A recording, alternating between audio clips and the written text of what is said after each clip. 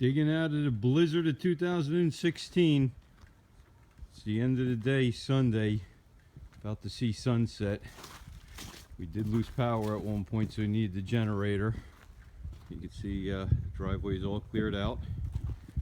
And this is a path I had to make so I could get the generator at my hookup.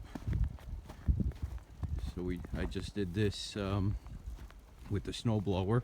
I had to do it when we lost power in the middle of the blizzard to make a path, and then it all blew over again.